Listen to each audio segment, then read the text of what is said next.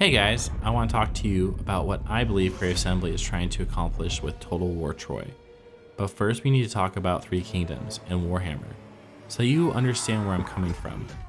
First off, Troy seems to combine the historical realism that Total War is very well established in, but is flavored with a fantasy setting that made Warhammer so popular and successful. Likewise, it seems to be very character driven and reminiscent of Three Kingdoms. Based on this and a lot of other factors that we will talk about in a bit, I believe that Troy is a ploy to draw in a new audience in preparation for Warhammer 3. More specifically, Creative Assembly is aggressively trying to reach a completely new demographic to expand the Total War franchise. Obviously, all companies are trying to get new customers all the time, but I believe that Creative Assembly is trying to corner the Chinese market, and that CA has been employing a very intricate strategy to capture this market, starting with the development of Three Kingdoms, and I believe that Troy is a part of that strategy.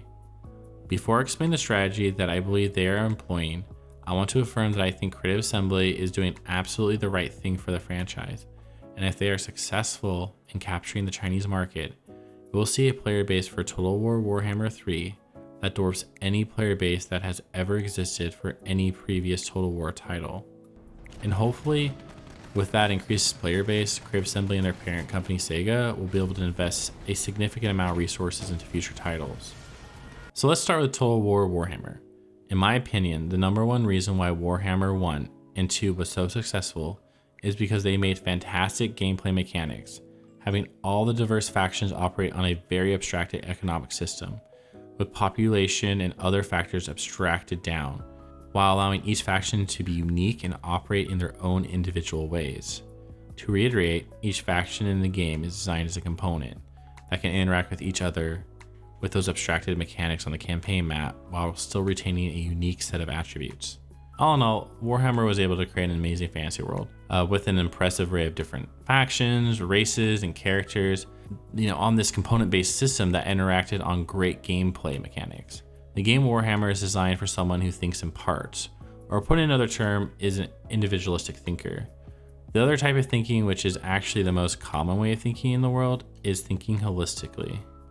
Now, there's nothing wrong with thinking in either parts or holistically, but based on statistics, if you were born in the middle class or you are a gamer in the Western world, you will most likely think individualistically. So the most successful games in the Western world tend to be games that are intuitive to people who think individualistically or think in parts. So how do these ways of thinking differ? Well, people who think in parts tend to see problems or systems as being made up of components that are individual. Hence, the other term, individualistic. And that is why Warhammer, despite its overwhelming diversity between the factions, is very intuitive to people who think in parts. People who think holistically tend to see everything flow together in a system. This again is the most common way of thinking in the world. Thinking heavily in parts or individualistically is so uncommon that some psychologists and anthropologists use the acronym WEIRD to describe demographics that think heavily in parts. The acronym stands for Western, Educated, Industrialized, Rich, Democratic. So with that basic understanding of the different thinking styles, let's look at Three Kingdoms. And as you might have guessed already, the game is attuned to holistic thinkers. And as you also might have guessed, this style of thinking is in line with the vast majority of the population of China. So when I first played Three Kingdoms, I was very perplexed by why Creative Assembly made the game so attuned to holistic thinkers. I mentioned something about it in my Sun Jiyoung campaign, right when Three Kingdoms first came out, because I was so perplexed by it. I ended up deleting that section of the video as I didn't articulate very clearly what I meant, and I accidentally came off very abrasive. At the time, I didn't understand why Creative Assembly made that decision, but once I saw CA's sales in China, I realized that the entire game was produced, designed, voice acted, and marketed to capture the Chinese market first and the Western market second. Total War Three Kingdoms sold more than 1 million copies in the first week of its release. And before Three Kingdoms release, it was the most pre-ordered Total War game in franchise history.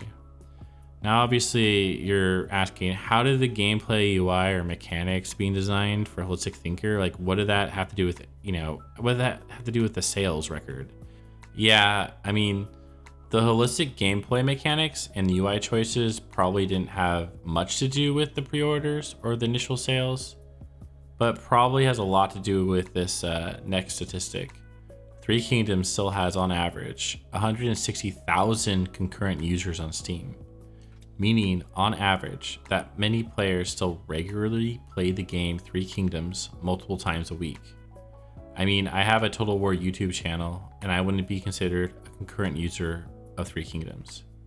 Three Kingdoms' concurrent player base is built up primarily from players in China and South Korea, and I believe that Three Kingdoms is so replayable to this Asian player base because of it being intentionally designed for a holistic thinking person or player, and not a parts thinking player that would be more common in the Western world.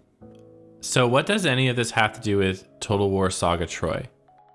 Well, I believe that Warhammer 3 is going to be designed primarily in the same component-based way as Warhammer 1 and 2. Perhaps Warhammer 3 will have some features from Three Kingdoms, but it will still be designed for people who think in parts. And that is where Troy comes in. Troy seems to have a lot of unique gameplay mechanics that are designed from my point of view to get a player base who thinks holistically to start understanding the component-based system found in Warhammer 1 and 2.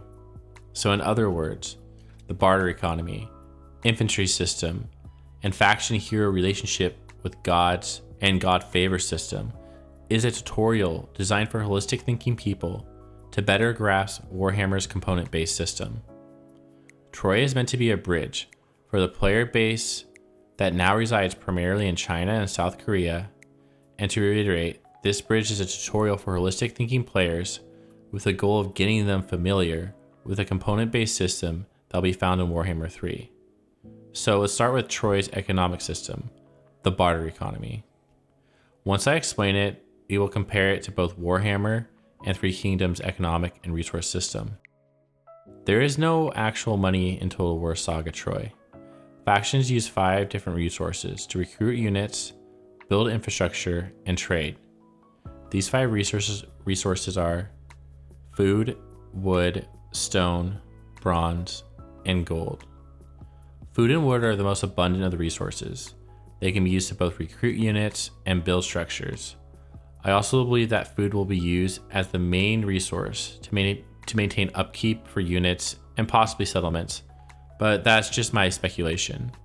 Bronze will be used to primarily recruit higher tier units, as stone will be primarily used to construct higher tier infrastructure.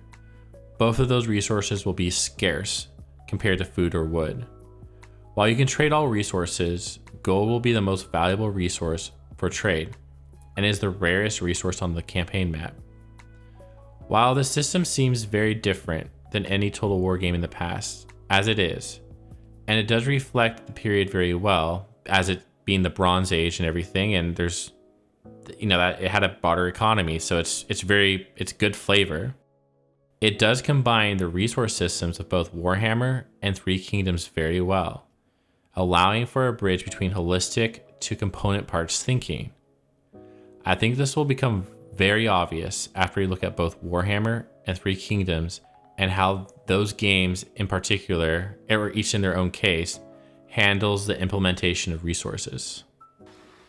So looking at Warhammer, we're at the Lizardman right now. And so if we go here, we look at the resource building here, which is, giving us medicinal plants.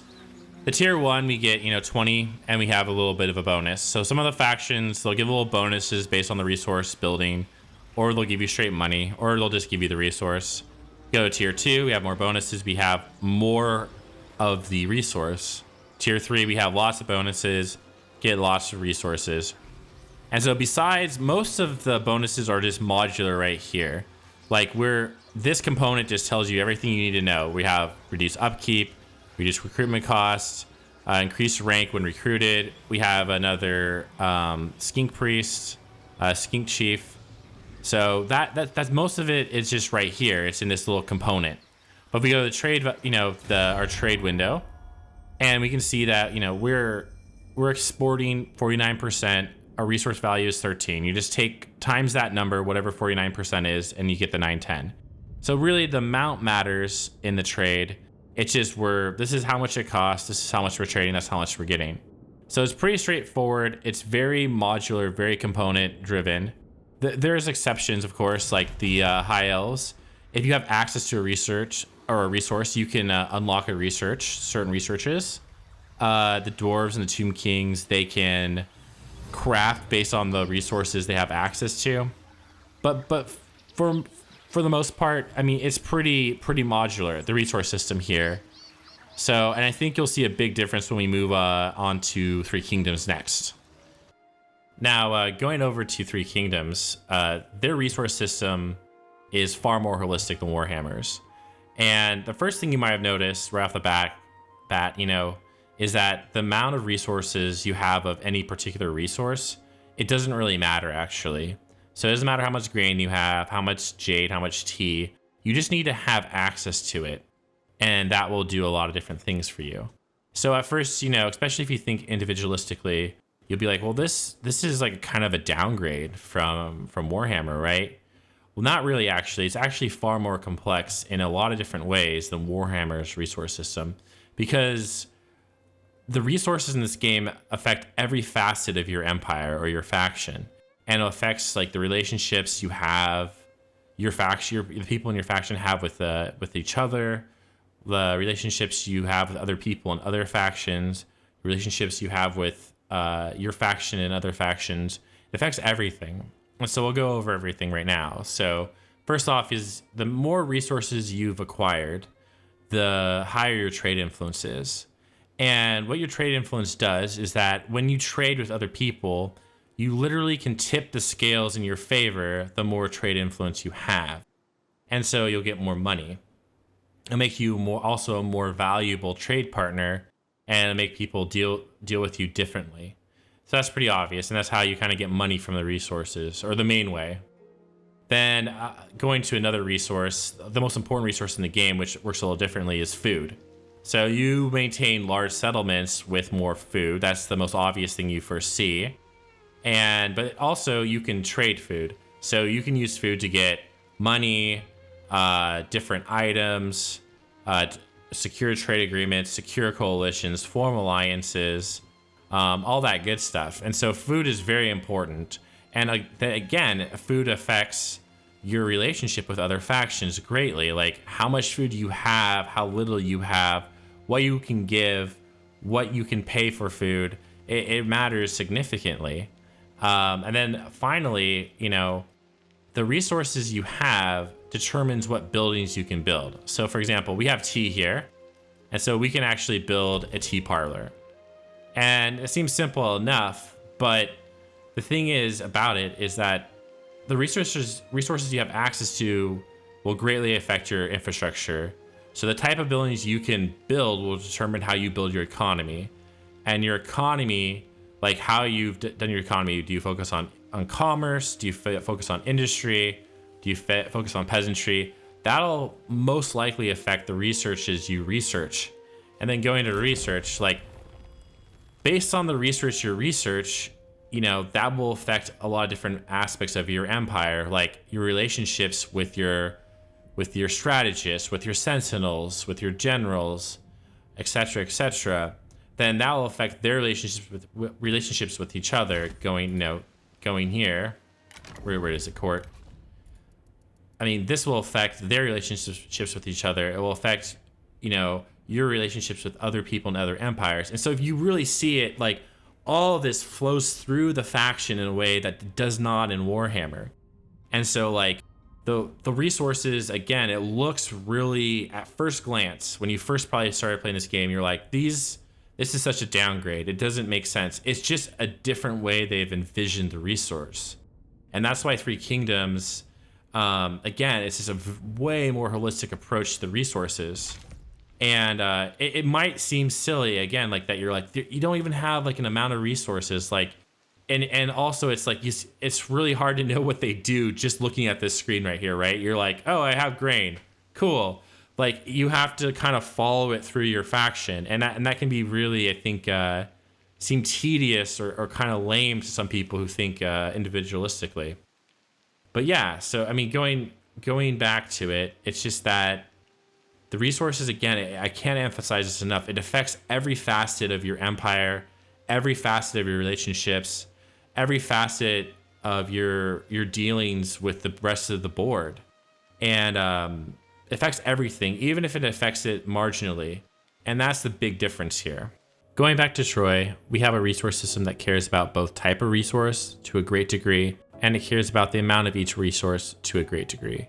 So basically it inherits significant aspects from both Warhammer's and Three Kingdoms resource systems. While resources are definitely modularized to a degree, for low tier units you have food, for high tier units you have bronze, for low tier infrastructure you have wood, for high tier infrastructure you have stone, and then tying it all together, the master trade resource is gold. Everything has its own little space. It's kind of component driven to a degree there. But these resources will also change, your relationships greatly outside these contexts. It will affect relationships with your enemies, with your allies, neutral factions. It affects what buildings you can build, what army compositions you can go for. It may even affect your relationships with the gods. Again, the Barter Economy will be a great bridge to bring holistic thinking players into Warhammer 3's modularized resource and economic system. Plus, it just feels kind of perfect for the setting Troy takes place in. So yeah, with that, that's the end of part 1. We talked about the barter economy and how that's going to help capture the Chinese market. So in part 2, we'll be talking about the gods, the god favor system. A lot of that's going to be my speculation. There's only 4 confirmed gods so far. There's Hera, Aphrodite, Poseidon, and Ares. But I think there'll at least be a 5th god, perhaps 7 total major gods to the saga, meaning that they're going to be important to the game, and you're going to be able to, your relationships with them are going to be important. So we'll cover that in part 2, and I can't wait to see you guys there. Let me know what you thought about my thoughts in the comments. I know I really made a pretty bold claim. I think these are some bold claims, but please let me know what you think. All right, bye. See you in part 2.